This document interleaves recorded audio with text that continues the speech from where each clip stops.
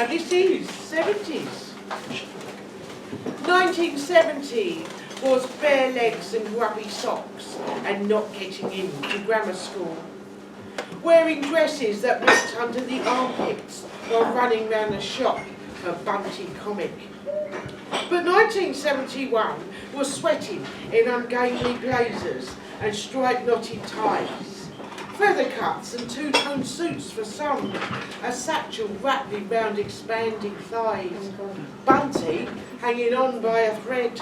But 1972 meant tights and carrier bags full of homework not done. It meant David Cassidy's sanitary towels and Jackie magazine, Bunty ditched from a great height. 1973 saw girls snogging boys, but only for the acne-free. Not me and my mates. We had to make do with reading Henry Miller. He gave us what Bunty never could. That man was awful. And syphilitic mermaid, what the hell was that? Oh, Bunty, I missed you. But 1974 meant strikes and 3-day weeks, grim and unforgiving. Unwelcome groping during the blackouts, my boys waiting for their dads to leave the pub. Spots and greasy hair in abundance, making holes in my cheap tights. But 1975 was a subworld of discos, cheesecloth and Dynaflex, half lagers and helped self-esteem. Those dark bastard days behind me, the grim journey almost over. Oh 70s, you saved my skin, but I still held a grudge. Thank you. Oh yeah. Thank you.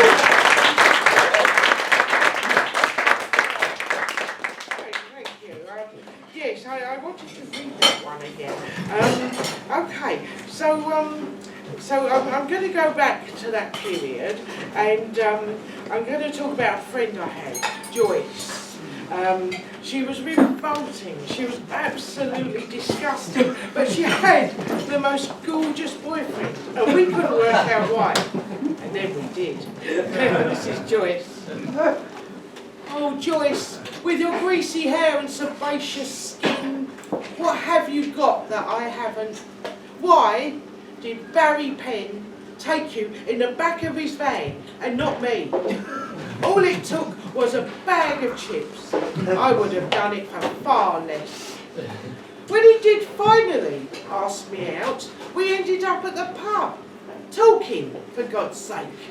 He suggested dinner. I laughed in his face. Why piss about with that? Not a sniff of van action, the stupid pillock. He didn't even bring it with him. Sod your dad's car, I said. Where's the van? We could have been at it and everything. And the pictures. We never even sat in the back row. Not a decent snog, nothing. And he actually watched the film. The humiliation. And he chatted about it all the way home.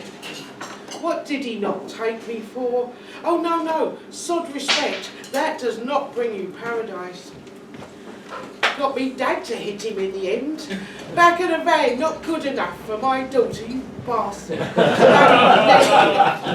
Flowers in his hand flying. That'll learn him to treat a girl properly. He's back with you, I hear, Joyce. Your piggy eyes reflect triumph, your yellow teeth in a permanent smile. But I did try to be like you, Joyce, I really did. You're together, then you're gone. And I know where, and that really should have been me. Thanks.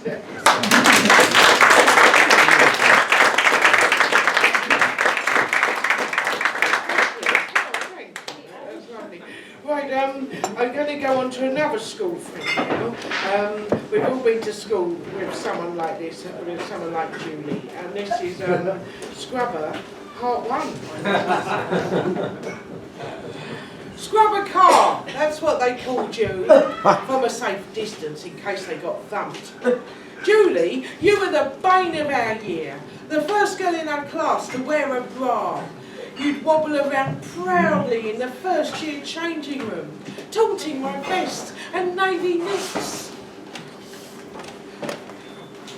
I was still playing my Cindy dolls. while you were running around with fifth formers, getting into X films, listening to 8 and 8 track in some bloke's car. Your pregnancy scares reverberating around the classroom, to schoolgirls pretending to be worldly while hiding behind their Jackie magazines. Right, all of you gradually changed to contempt, and by the time the rest of us found romance, you looked about 30. When I dared to look into your icy blue eyes, I could see you were just a little girl, really, longing to be asked to the party. I felt really sorry for you, until you thumped me for kissing one of your former fifth formers, you fucking old slag.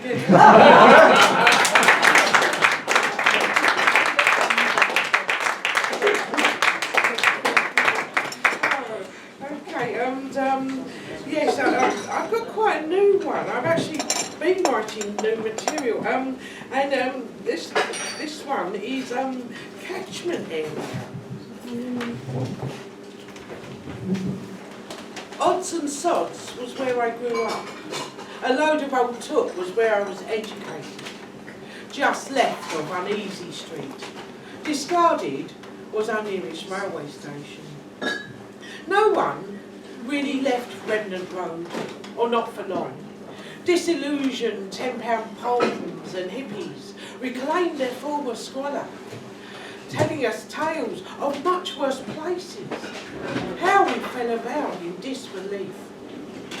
Mind you, we always paid our rent promptly, terrified of being relocated to fuck the notorious Sink Estate, or to the halfway house of some bastards, or even to shite the nearest new town. I bit the bullet and took the long train ride to the desirable residence of Average. What a dreadful place. Luckily, I had a return ticket.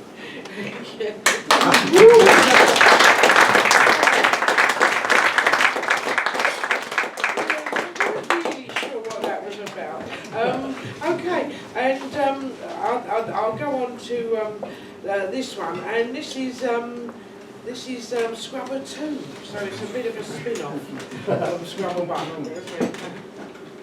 Julie storms into the classroom. "I've packed him in," she shouted. More like the other way round, I thought, over my geography revision. Julie's such a scrubber. She does it with every boy going. My mate says she even demands it. But Dave was not any boy, I sighed wistfully. My heart lurched as I recalled that dishy former fifth former. "He's only after a shag," Julie bellowed. Well, sounded tip-top to me, but they say it hurts, even with someone as dreamy as him. Not all of us have been on a pill since we were 12. By some miracle, Dave's lips meet mine, and the world becomes such a clearer place. I learn the humiliation of desire. While my coat stayed chastely buttoned.